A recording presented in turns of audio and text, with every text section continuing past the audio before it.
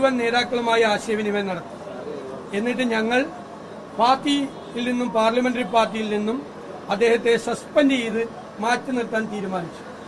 ഏതെങ്കിലും രാഷ്ട്രീയ പാർട്ടി ഇത്തരം തീരുമാനം കേരളത്തിൽ എടുത്തിട്ടുണ്ടോ? റേപ്പ് ഞങ്ങളെ ആക്രമിക്കുന്നവർ, ഞങ്ങളെ കളിയാക്കുന്നവർ, ഇപ്പൊ മന്ത്രി MP രാജേഷിന്റെ സ്റ്റേറ്റ്മെന്റ് ഞാൻ കണ്ടു. ഇത് ഭയങ്കര കോംപ്രമൈസ് ആയി പോയത്. ഒരു റേപ്പ് കേസിലെ പ്രതി കൈപൊക്കിയിട്ടാണ് അദ്ദേഹം മന്ത്രിയായിട്ട് അവിടെ ഇരിക്കുന്നത് നിയമസഭയിൽ. സ്വയം ഒരു ഉറപ്പുമില്ല.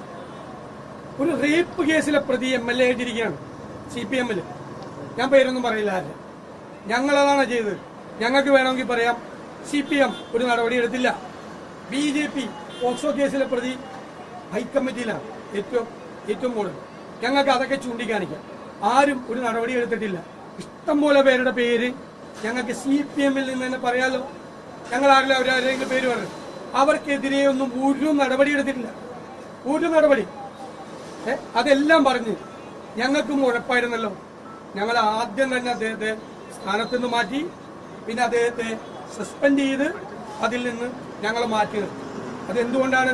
സ്ത്രീകളോടുള്ള ഞങ്ങളുടെ പ്രസ്ഥാനത്തിന്റെ ബഹുമാനവും ആദരവുമാണ്.